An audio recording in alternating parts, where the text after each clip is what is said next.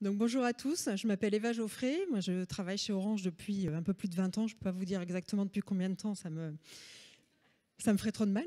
Je suis en charge actuellement de la gouvernance et de la roadmap. Alors c'est un titre qui fait beaucoup rire mes enfants.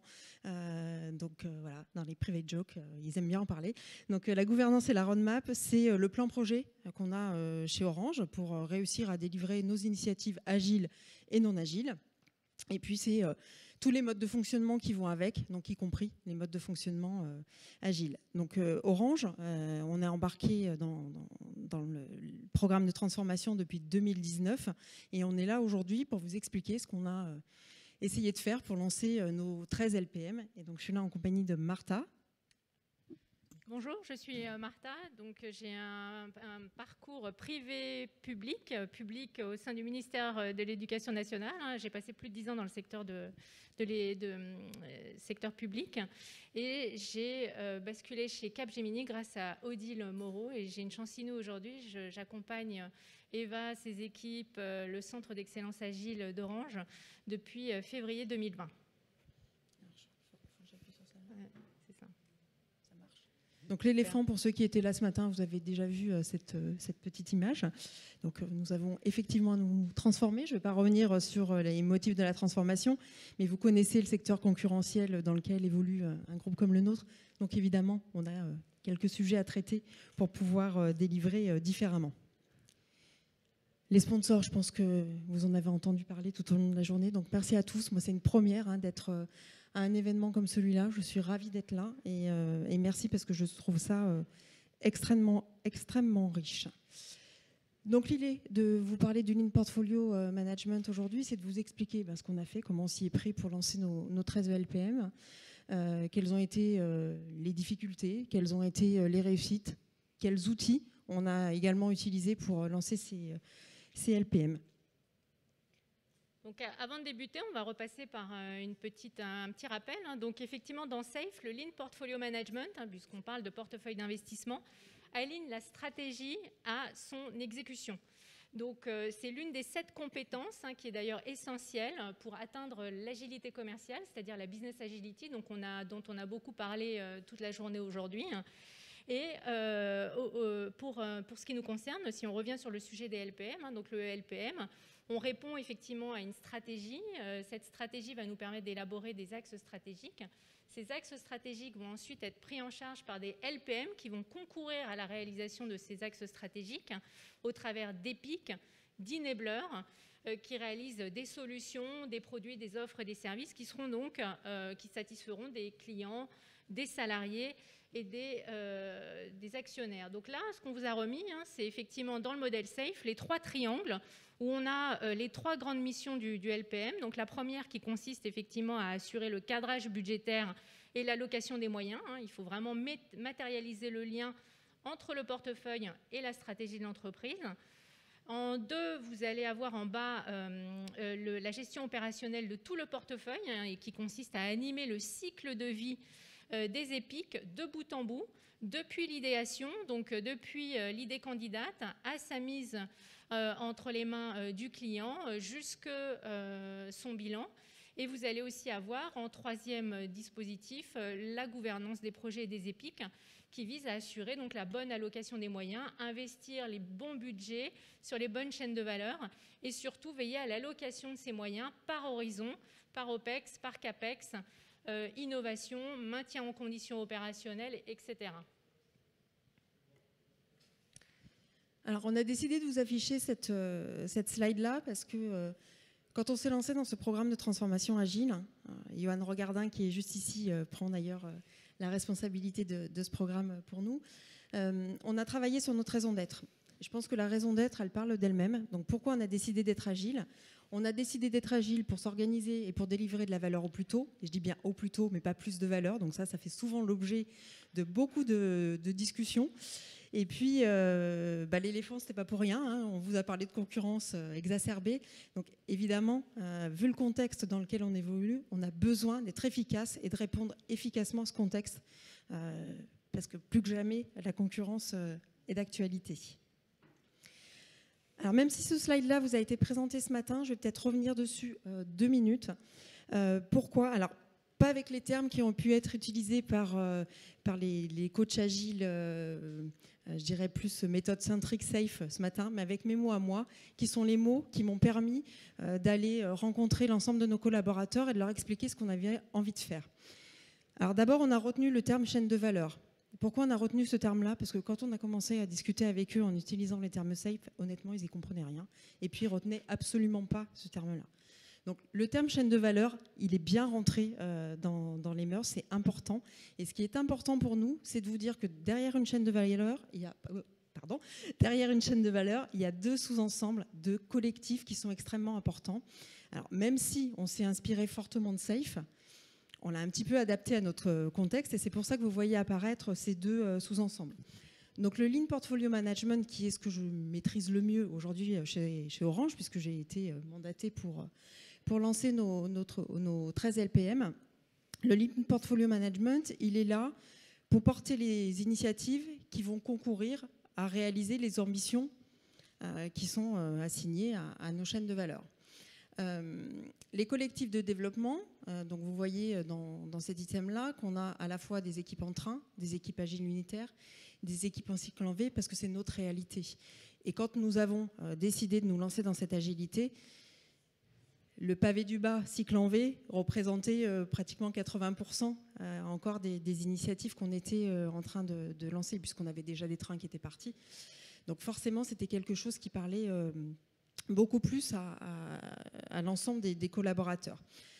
Après, on a aussi pris quelques partis pris. Donc, quand on parle de ColDev, on parle du collectif qui est là pour s'assurer que les moyens sont bien en adéquation avec les ambitions qu'on s'est assignées, mais on est là aussi pour définir nos priorités d'agilisation.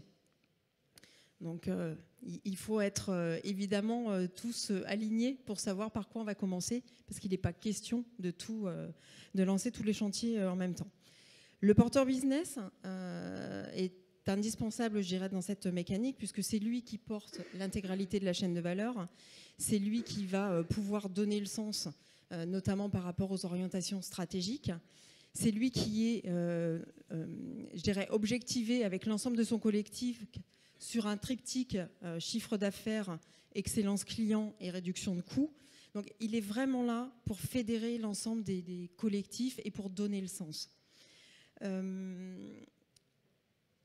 Voilà, je pense que j'ai dit les points importants.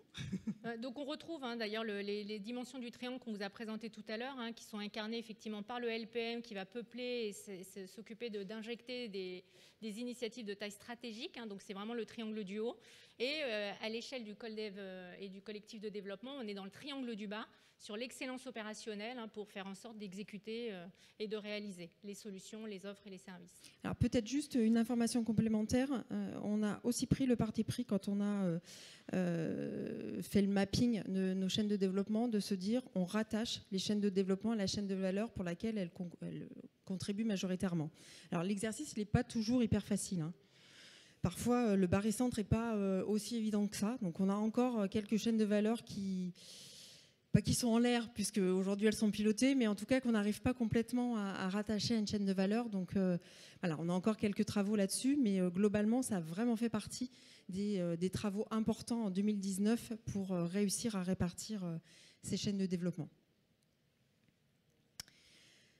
Alors, ce qui est important pour moi, quand on parle de ce déploiement de LPM, donc 13 LPM, c'est pas rien.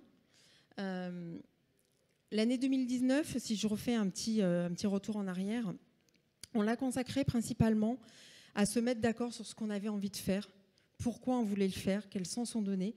Et donc cette phase de cadrage, elle a été longue, mais pour moi, elle est juste indispensable.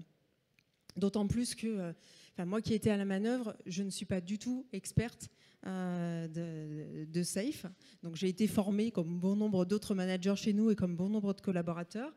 On a heureusement la chance d'avoir Martha et d'avoir un certain nombre d'acteurs qui font partie de notre centre d'expertise agile. Et grâce à eux, on a ces cordes de rappel régulières qui nous permettent aussi d'expliquer ce qu'éventuellement nous n'aurions pas compris. Donc ça, c'est indispensable. Les étapes sont indispensables. Travailler sur les rôles, c'est indispensable. Et puis, on a vraiment eu à cœur d'expliquer sans cesse ce qu'on avait envie de faire. Donc, je ne reviens pas sur les raisons de la transformation, ça, je pense que tout le monde le comprend assez facilement. Par contre, pourquoi partir dans l'agile? Comme ça, a priori, il y a quand même beaucoup de support, il y a beaucoup de monde qui est là pour nous aider. Ça ne va peut-être pas marcher comme ça d'un claquement de doigts. Donc, rapidement, on a eu besoin de travailler à donner ce sens et à démontrer les apports de l'agilité. Un principe important également pour nous, ça a été de s'appliquer les principes du Lean et de l'agile. Donc, on a eu une phase de test and learn. On n'est pas parti avec les 13 LPM comme ça d'un coup. On a commencé d'abord avec un, on en a rajouté 2, et puis au bout de 4-5 mois d'existence, on s'est dit maintenant on est un peu plus à l'aise pour pouvoir expliquer ce qu'on a envie de faire. Et donc toute la démarche qui est sur le côté, alors vous voyez peut-être pas très bien les 2 pavés du haut, mais le pavé bleu c'était toute la structuration de nos chaînes de développement, et le pavé du bas c'est le pavé de lancement des LPM. Ce qui a été extrêmement important pour nous, une fois qu'on avait identifié de qui on avait besoin, ça a été de lancer sous format kick-off un chantier avec les acteurs concernés pour créer le collectif. C'est quoi la raison d'être de ma chaîne de valeur? Quelles sont mes ambitions à court et moyen terme? Qu'est-ce que j'ai envie de faire? Aligner tout le monde également sur le vocabulaire. On y a passé un temps certain et aujourd'hui encore, 18 mois après, on continue à expliquer un certain nombre de choses. Ce qu'on pensait acquis ne l'est pas forcément. Donc il faut revenir toujours et encore, et la pédagogie est extrêmement importante. Un point fort aussi qui pour moi est un gage de réussite, c'est l'engagement de nos sponsors. Sans eux, honnêtement, on n'y serait pas arrivé. Donc les sponsors sont là très régulièrement, il y a des points avec eux toutes les semaines. Les sponsors sont là pour donner le sens, les sponsors sont là pour appuyer nos premiers résultats. Donc vraiment, sans un sponsoring assez élevé, je pense qu'on n'y serait pas arrivé. Donc nos ambitions et nos défis sont appliqués en bas, mais je pense qu'une des ambitions les plus fortes était vraiment de réussir à créer des collectifs dans lesquels on aligne à la fois le business et l'IT pour prioriser conjointement les sujets qu'on veut voir partir par rapport à la stratégie qu'on veut développer. Je dirais que ça c'est le plus gros enjeu. Alors on n'y est pas encore totalement, mais honnêtement on a fait des pas de géant en l'espace de 18 mois et ça pour rien au monde en fait quand on sonde nos acteurs à la fois via la météo des trains ou la météo des salariés qu'on peut faire avec les acteurs LPM, pour rien au monde ils voudraient revenir en arrière parce que ça c'est une avancée pharaonique. Dans les nouvelles façons de travailler, oui, absolument. Alors notre modèle, vous l'avez vu ce matin, ce modèle-là, on l'a réfléchi et on l'a défini en 2019. Donc c'est pour ça que je vous écris tout en bas qu'il est temps maintenant, avec un peu plus de maturité, de se reposer la question de ce qu'on voudrait faire. Initialement, on l'a vraiment pensé avec le client au cœur. Donc c'est pour ça que vous voyez ce qu'on appelle les 7 verticales qui sont plutôt des chaînes de valeur en lien avec nos lignes de marché. Et puis après, on a pensé à un certain nombre de chaînes de valeur horizontales. L'idée, c'est d'offrir à nos clients une expérience omnicanale. C'est-à-dire que le client ait une offre mobile, qu'il ait une offre divertissement, qu'il ait une offre maison ou quelconque offre qui est commercialisée chez nous, il faut qu'il soit accueilli de la même façon. Il faut que la facture elle ait à peu près la même tête. Quand il fait une réclamation, et on espère qu'il n'y en ait pas trop, mais en tout cas quand il fait une réclamation, il faut là aussi que les parcours soient identiques. Donc ça a vraiment été quelque chose de très important pour nous pour réussir à délivrer cette expérience omnicanale à laquelle on est très attaché. Et puis un des derniers points, vous ne le voyez pas apparaître sur ce slide, mais il y a une petite particularité, c'est que on est passé d'un domaine où précédemment on avait déjà une gestion de portefeuille qui était une gestion de portefeuille par domaine plutôt calée à notre organisation. Donc là vous voyez qu'on l'a pensé différemment. Et quand on est passé à ces chaînes de valeur-là et à ce modèle-là, il y a certains sujets, on avait un peu peur de moins bien les traiter. Je pense par exemple au réglementaire. Je pense au sujet des pros où les volumes de clients étaient nettement inférieurs à ceux du grand public. Donc quand il s'agit de faire des exercices de priorisation, c'est toujours un petit peu compliqué. Donc on est passé par ce stade de ce qu'on appelle des pôles business, où on leur a alloué des moyens pour être sûr qu'on continuerait à traiter correctement ces enjeux-là.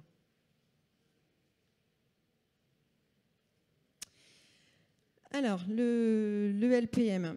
Donc, l'image sur le côté, c'est, je dirais, une des toutes premières planches qu'on a présentées à l'ensemble de nos collectifs. Alors, écrire ce qu'il y a derrière un LPM, qui c'est, quel rôle, quelle cérémonie, quel livrable, c'est certes une première étape, mais ce n'est pas suffisant. Il faut beaucoup de temps. Et aujourd'hui encore, 18 mois après, on travaille encore sur les rôles et on travaille surtout sur l'incarnation des rôles. Parce que ce qui est compliqué, et c'est vraiment ce qu'on a vu dans bon nombre de nos LPM, c'est que finalement, la parole, elle n'est pas facilement distribuée. Ce sont toujours un peu les mêmes personnes qui s'expriment. Et je peux me fouetter moi-même, hein, parce qu'en tant que représentante de la gouvernance, là, pour valider les jalons que l'on a à passer, j'ai fait beaucoup de pédagogie dans ces instances-là. Donc c'est compliqué, à un moment ou à un autre, de s'arrêter, de prendre un peu de recul et de laisser le reste de ses collègues s'exprimer. Donc ça fait partie des apprentissages extrêmement importants. On a, comme je vous le disais tout à l'heure, le rôle prépondérant du porteur business qui porte sa chaîne de valeur et est là pour donner le sens par rapport à la stratégie notamment. Mais on a un rôle qui est clé, c'est le rôle du LPMR. Et le Lean Portfolio Manager, c'est le chef d'orchestre. Et donc, alors peut-être qu'avec le recul, il faudrait qu'on l'aurait fait différemment.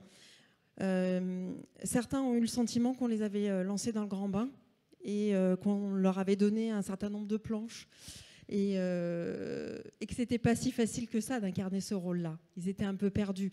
Donc même si on était là en soutien, ça a été compliqué. Les formations SAFE sont arrivées pour certains un peu tardivement, donc ça a été douloureux pour certains d'entre eux. Même si on les a accompagnés, honnêtement, ce sera à refaire. Je pense qu'on ne le referait pas de cette façon-là. Un point qui est important également, c'est que, comme je vous le disais tout à l'heure, quand on a décidé de créer ces LPM, on avait pratiquement 80% de nos projets, de nos initiatives qui étaient délivrées en mode projet cycle en V classique. Donc la décision qu'on a prise à ce moment-là, c'est de se dire, on parle d'un portefeuille, on veut créer un collectif. L'objectif, c'est que ces initiatives, elles soient là pour délivrer les ambitions qu'on a assignées à ce collectif. Donc on ne se voyait pas gérer deux portefeuilles, un portefeuille agile et un portefeuille classique cycle en V. Donc on a pris la décision de tout mettre au même endroit. Ce qui présente des avantages, mais aussi des inconvénients. Parce que pour accompagner la transformation et expliquer qu'on n'attend pas la même chose entre un cycle en V et une épique agile, c'est pas toujours évident. Et là encore, on a encore à travailler sur ce sujet-là. Et puis le dernier point, Martha va vous en parler après. Dès le départ, on s'est dit qu'il fallait qu'on fasse des rétros régulières. Il est indispensable qu'on arrive à savoir comment ce nouveau mode de fonctionnement est perçu, ce qui est compris, ce qui n'est pas compris, les difficultés, et qu'on sache surtout comment les aider. Alors pour gérer nos portefeuilles, alors je ne vous dis pas que ça s'est fait ultra facilement, hein. Alors on a d'abord écrit tout ça, on a écrit pour chacune des étapes ce qui était attendu, on a fait un certain nombre de correspondances fictives pour expliquer là où on positionnait nos jalons de projet en cycle en V. On a essayé d'expliquer que les attentes n'étaient pas les mêmes entre un cycle en V et une épique agile. Pour autant, aujourd'hui, on n'est pas encore complètement satisfait de l'utilisation de ce Kanban. Alors le Kanban est peuplé, on a des cartes dans chacune des étapes, on sait où on en est. Mais le Kanban, normalement, il est là pour avoir un management visuel. Il est là, normalement, pour avoir une discussion sur les contentions. Eh bien, on n'y est pas encore. Donc on a encore un peu de chemin devant nous. Les exercices de priorisation WJF, certains sont très aguerris, y arrivent bien. D'autres se sauvent et y échappent autant que possible parce qu'ils ne le vivent pas très bien. En même temps, moi, ce que j'en tire comme enseignement, c'est que ces exercices de priorisation, ils ont rapproché l'ensemble du collectif, ils ont permis au business et à l'IT de s'exprimer. Alors, probablement que ce qu'on a vécu les premiers mois, on ne le vit plus du tout aujourd'hui. C'est-à-dire que, quand je vous parlais d'incarnation des rôles tout à l'heure, quand on a démarré ces premiers exercices, quand on faisait l'exercice de priorisation et qu'on parlait du business, les acteurs business s'exprimaient, les acteurs IT ou les autres acteurs du collectif ne disaient rien. Et inversement, aujourd'hui, on arrive à avoir une discussion beaucoup plus constructive.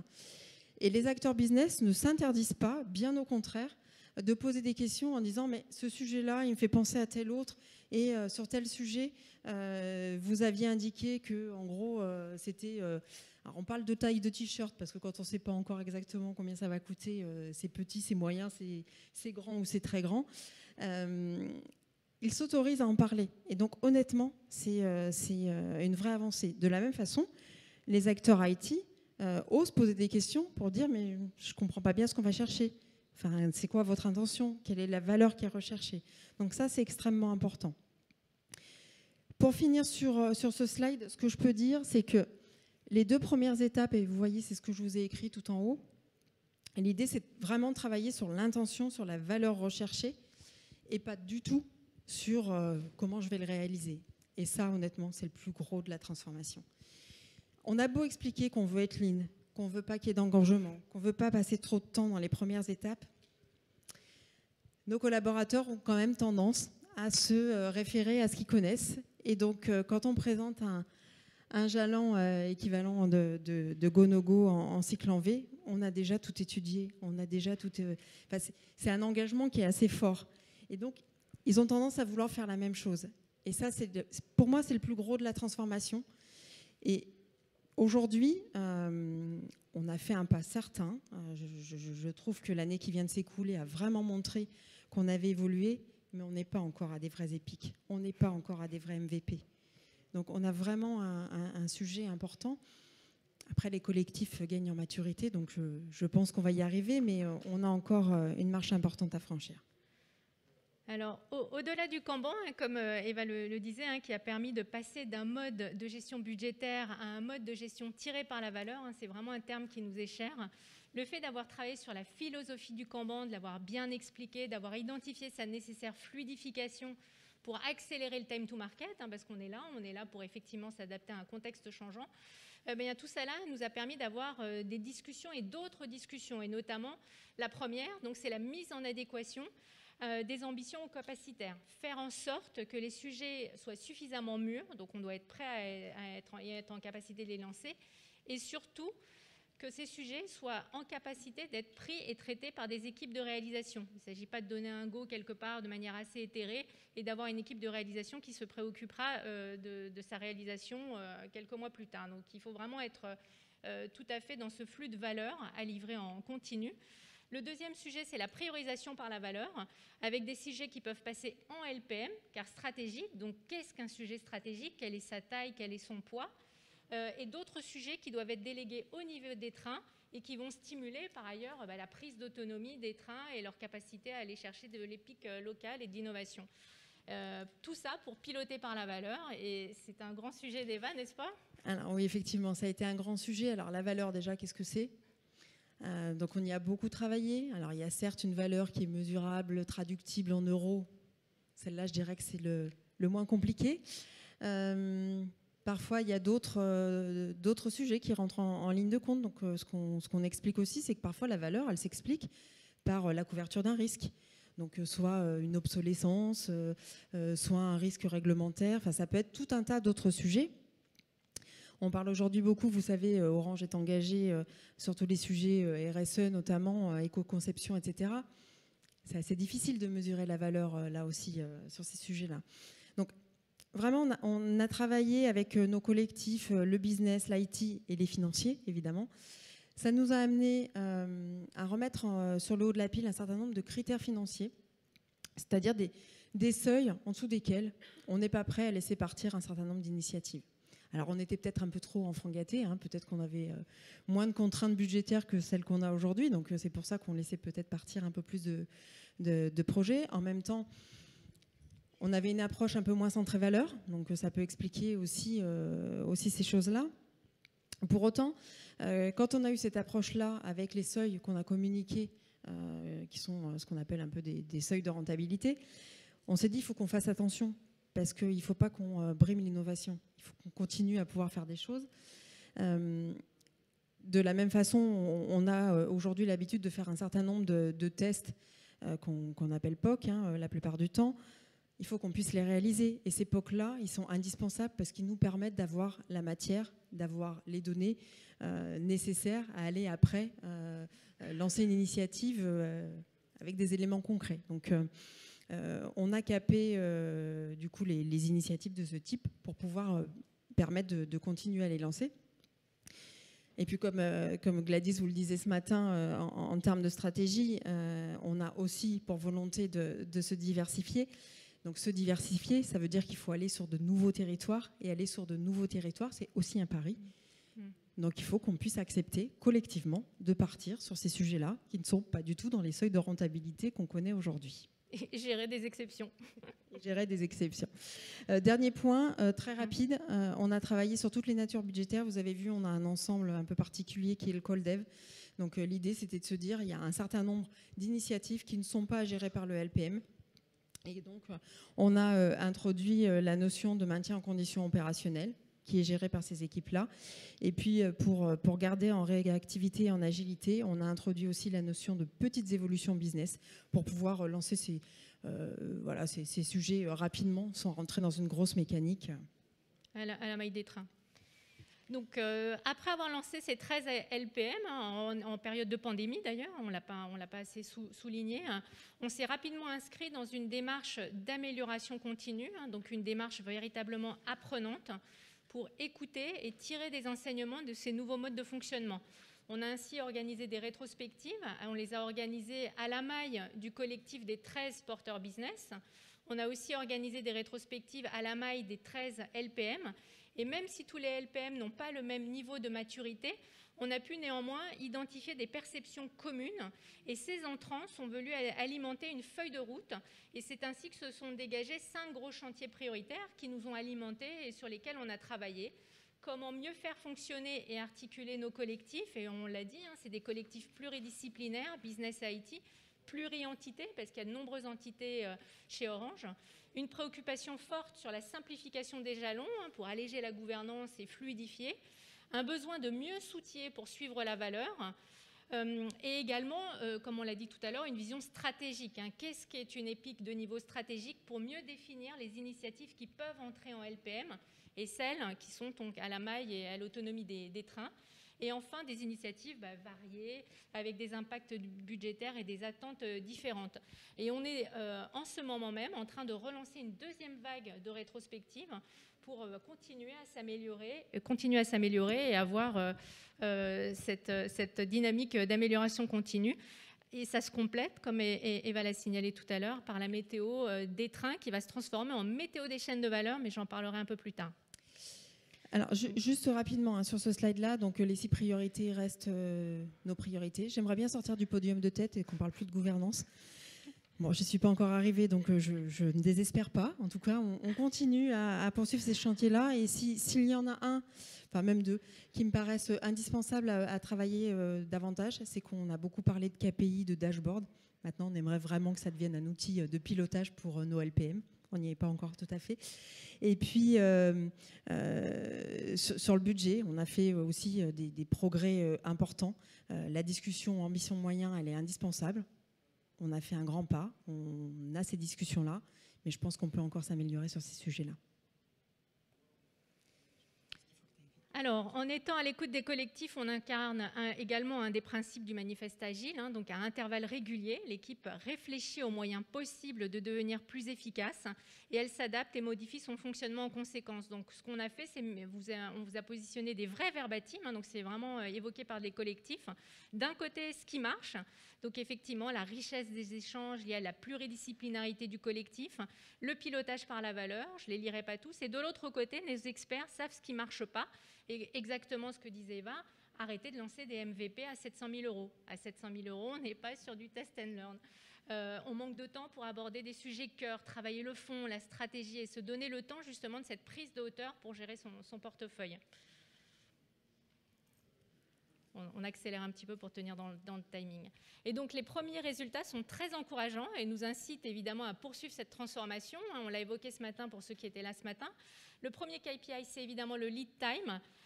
Sur Accueil et Vue 360, qui est une des premières chaînes de valeur pilote qui a désormais plus de 18 mois de fonctionnement, nous avons constaté une accélération du time to market et de vraies améliorations sur le delivery, donc avec un delivery qui est passé de 9,5 mois à 4,5 mois pour des épiques et un delivery qui est passé de 7,1 à 4,9 mois sur nos projets cycle en V. Donc, c'était un premier quick win. Le second, c'est un meilleur ratio gain sur CAPEX. Vous savez, c'est la somme des gains estimés sur un projet divisé par la somme des coûts du projet. Et donc, ce ratio est passé à 5 sur les cycles en V et on a un ratio de 7,2 sur les épiques. Et enfin, comme l'a évoqué Eva tout à l'heure, c'est la satisfaction des salariés qui ne veulent pas revenir en arrière. Si Michel Levasselot avait pu rester, il aurait été très content d'entendre ce que je vais dire. On a 80,8% des satisfactions au sein des trains via la météo des trains, qui est un dispositif de revue trimestrielle. Donc tous les trimestres, on interroge 1600 internes dans plus de 30 trains et on collecte 2500 verbatim. Donc vous imaginez la machine derrière qu'il y a pour faire de l'analyse sémantique, pour identifier ce qui remonte, faire un ranking. Et ça nous permet ainsi effectivement de guider les feuilles de route et c'est très apprécié par l'ensemble des acteurs. Typiquement, les RTE s'approprient ces feedbacks et déterminent et définissent des plans d'action. Les porteurs business voient aussi ce qui s'y passe, les LPMR également, et c'est la raison pour laquelle on va faire une météo des chaînes de valeur. Alors, je vais passer très très rapidement sur la conclusion, mais comme vous l'avez compris, le cadre méthodologique SAFE, il est hyper intéressant. Alors même si on a pris la liberté de s'en écarter un petit peu, Martha est là régulièrement pour, en corde de rappel, pour nous rappeler soit qu'on s'est un peu trop écarté, soit qu'on est dans le bon sens. Ça fait aussi plaisir d'entendre qu'on fait des choses qui vont bien, mais ça c'est hyper important. Et des journées comme celle d'aujourd'hui permettent aussi de prendre des contacts pour continuer à se poser des questions sur qu'est-ce qu'on fait, quelles sont les difficultés, parce qu'en fait on se rend vite compte qu'on a tous les mêmes. Donc, après, l'humain est au cœur, donc la pédagogie, j'en ai parlé, les principes de l'agile, j'en ai parlé aussi, le principe des rétrospectives, c'est hyper important. Je pense qu'un mot super important vis-à-vis des équipes, c'est on a le droit de se tromper. Alors évidemment, il ne faut pas se tromper tout le temps, il faut bien qu'on arrive quand même à délivrer des choses, mais quoi qu'il en soit, on a le droit de se tromper, et ce qui est important, c'est de s'en rendre compte rapidement pour pouvoir réagir assez vite. Et puis peut-être le mot de la fin, tout ça prend du temps, donc il ne faut pas lésiner à vraiment prendre le temps de tous être alignés, de cadrer ces premières étapes. C'est extrêmement important, et je pense que l'année 2019 qu'on a passée avec un certain nombre de coachs et de consultants à nous aussi se faire une philosophie sur ce qu'on avait envie de faire, elle est hyper importante et il faut pas la réduire. Alors, on vous a remis, donc on vous dit merci parce qu'il est quand même tard. Vous êtes restés toute cette journée. Vous avez peut-être très envie de rentrer chez vous. Donc, merci beaucoup. On vous a mis nos coordonnées pour que vous puissiez nous joindre. Mais dans la salle, je vois Alexis, je vois Mathieu, je vois Emmanuel qui ont d'ores et déjà accepté de partager des règles. Et merci. On est infiniment reconnaissant du temps que vous allez nous consacrer. Je tiens à remercier Eva pour sa confiance parce que j'ai une chance incroyable de vivre ces instants. Et je suis entourée aussi, petit message perso, c'est le côté femme. Je suis entourée de femmes d'action qui portent la transformation, nos LPMR, nos architectes, nos solution train ingénieurs. Et ça, je trouve ça remarquable. Et je salue leur courage et leur engagement. C'est gentil. Vive merci. les femmes.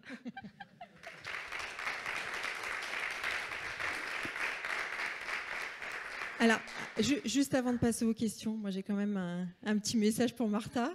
C'est son anniversaire aujourd'hui. Donc, bon anniversaire, Martha. Merci. Merci, Philippe. Merci, Philippe. Merci beaucoup. Du coup, là, il y a déjà des questions dans la salle. Je vais commencer par une question Internet.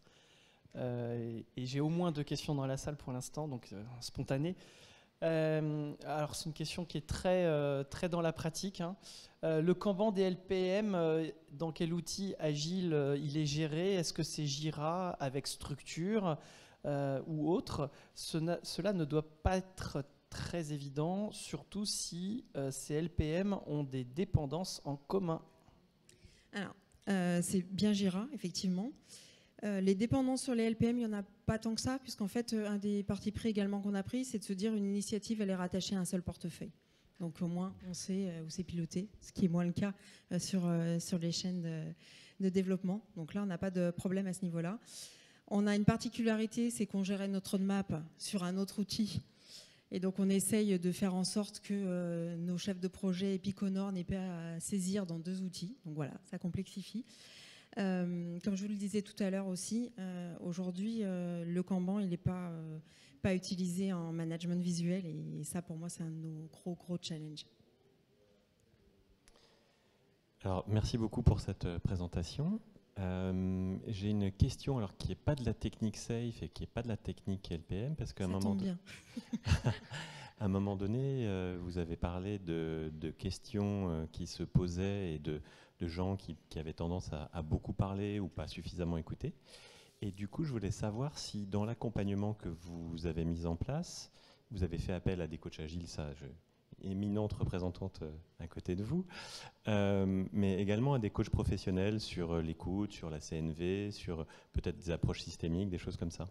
Alors, en fait, on a eu un gros chantier qui consistait à travailler sur les rôles. Déjà pour que chacun comprenne ce pourquoi il était là et ce qu'il était censé faire au sein du LPM. Et ça, ce sont des coachs internes qu'on appelle les pilotes de la transformation.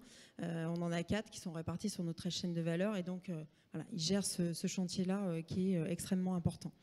Ensuite, on a formé, et c'est bientôt terminé, il me semble que les LPMR terminent la semaine prochaine leur formation. On les a formés aux techniques de facilitation pour réussir aussi à distribuer la parole différemment. Alors, c'est pas une question sur Internet, mais merci, gros challenge CLPM. Et du coup, comme j'ai pas de question Internet, je vais faire une question en salle. Merci. J'ai 2 questions. Première question, c'était par rapport à la valeur que vous accordez aux EPIC pour le LPM. Quelle méthode vous utilisez pour avoir justement un qui rapporte la business, l'autre le réglementaire, l'autre les risques? C'est quoi la formule pour prioriser les choux et les carottes? Et la deuxième question, c'était par rapport à ce que vous avez mentionné au call dev, où il a une priorité sur son backlog, de ce que j'ai compris. Est-ce qu'ils ont une équipe dédiée pour travailler dessus, ou c'est les mêmes équipes dans les trains? Comment ça se passe par rapport à l'MCO? Alors, pour répondre à la première question, en fait, je vous disais, on a une particularité qui est, on a mis en place des pôles business. Donc ces pôles business sont là pour prioriser les sujets réglementaires, parce que si on faisait tout ce qu'on a à faire, je pense qu'il faudrait doubler, voire tripler les moyens qu'on alloue à ce pôle business-là. Donc c'est déjà ce pôle business qui vient prioriser, après discussion avec son collectif, avec les juristes, etc., les initiatives qui doivent impérativement partir. Ces initiatives, une fois qu'elles ont été validées par le pôle business, elles sont présentées dans le collectif LPM pour que tout le monde sache bien ce qu'il y a à faire et qu'il n'y ait pas de discussion possible. Donc, par rapport à ces initiatives-là, il n'y a pas de discussion sur la priorisation. Ces sujets-là ne rentrent même pas dans les exercices de priorisation au sein des LPM. On les a quelque part sanctuarisés. Sur la deuxième question, aujourd'hui au sein des LPM, on va prioriser les intentions. Alors évidemment, la discussion qu'on a derrière, c'est est-ce qu'on a bien les moyens de réaliser ces intentions. Donc là, on se rend compte, et visuellement, nous on le voit assez facilement, que parfois il y a contention, que ça prend un peu de temps. D'où l'intérêt d'avoir ces collectifs de développement qui sont composés et d'acteurs métiers et d'acteurs IT pour réussir à regarder comment faire cette prio et comment partir en fonction du capacitaire. La boucle retour n'a pas toujours été super évidente. Donc parfois, il y a des décisions qui ont été prises dans ces comités de développement, dans ces collectifs de développement, qui ne sont pas remontées suffisamment au LPM, et ça a créé un certain nombre de tensions.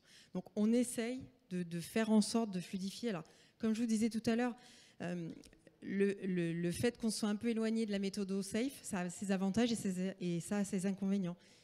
Et ça en fait partie. La fluidité LPM Call Dev, ça reste encore un axe de travail certain. Je ne sais pas si tu veux rajouter quelque chose, Johan, parce qu'il maîtrise bien ce sujet-là.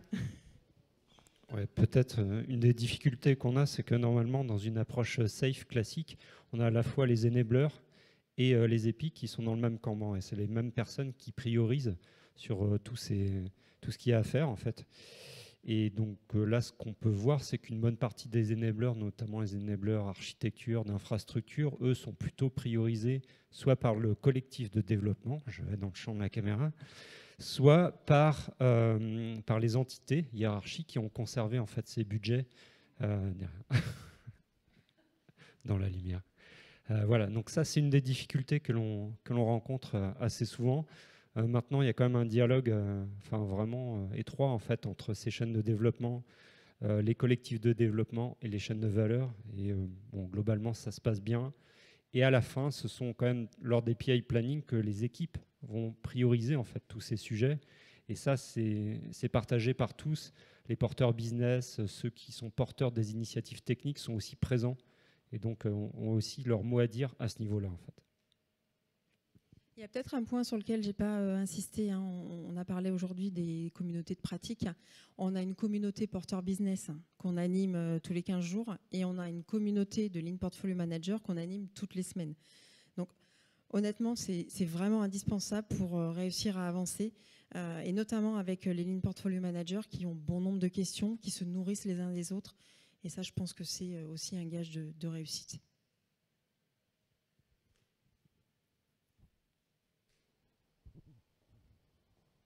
Bruno, tu n'as pas le droit de te poser des questions. Une précision sur le rôle de porteur business, Epic Owner, non, c'est des rôles différents? Non, le porteur business, il a en charge l'intégralité de la chaîne de valeur, donc le portefeuille d'initiative et le call dev. L'Epic Owner, il va porter son Epic, donc il peut être à un instant T en discussion avec une chaîne de valeur concernée et puis à un autre moment avec une autre chaîne de valeur. Parce qu'on l'identifie vraiment comme un rôle clé qui va faire le lien entre les deux, justement pour trouver ces Epic Owners. Alors, on a un gros chantier RH, donc on a beaucoup accompagné nos collaborateurs sur tous les rôles de l'agile. Hein, et l'Epic Owner fait partie des sujets sur lesquels on a fortement investi. Alors, Martha, je pense qu'on peut dire qu'aujourd'hui, on n'y est pas encore totalement. On ne fait pas totalement des vrais épiques. On fait de l'incrémental. Voilà, on découpe, mais on n'est pas encore tout à fait à ce qu'on pourrait imaginer en termes d'épiques. Donc, on a encore des progrès à réaliser. Bonsoir et merci beaucoup pour la présentation. Et joyeux anniversaire, Martha. Moi, je tiens juste à dire que Bruno a travaillé avec nous il y a 1 an et demi, hein, donc il connaît bien normalement l'environnement. Tout à fait. Et j'ai découvert par contre les 5 grands thèmes des rétros que je n'avais pas eu l'occasion de voir quand j'étais chez vous. Et j'ai pas vu notamment de problèmes de précaré, de garderie de territoire, peut-être de politique un petit peu. Est-ce que c'est quelque chose que vous avez vu peut-être progresser avant et après la mise en place des LPM? Alors, on l'a vu avant, parce que quand on a décidé de passer de nos domaines, donc nos portefeuilles par domaine qui collaient un peu avec l'organisation hiérarchique, à des portefeuilles d'initiatives par LPM, il y a un certain nombre de sujets où on s'est demandé à quel LPM les rattacher. Donc, les guerres de précaré, je n'ai pas eu l'impression qu'on en vive vraiment, mais en tout cas, on a eu ces questions-là à ce moment-là. Et finalement, faire tomber un sujet d'un côté ou de l'autre, il y a un moment où on a pris une décision. La décision, elle a été acceptée par tout le monde parce qu'elle était prise au bon niveau. Hein. On était au niveau du CODIR de la direction grand public. On a dit OK, on y va. On ne s'interdit pas le fait de changer les choses. Enfin, si on s'applique les principes de l'agile, on apprend aussi de ses erreurs. Donc, on peut parfois se tromper. Et globalement, ça s'est plutôt pas mal passé. Donc non, j'ai pas vu de problématique de précaré. Plutôt des rôles non incarnés aujourd'hui, mais pas vraiment de chasse gardée ou de précaré. Alors, il me semble que vous avez encore un slide à présenter. Voilà. C'est celui-là. Merci beaucoup. Et donc, le feedback dans Rôti Express sur la conférence que vous venez de voir.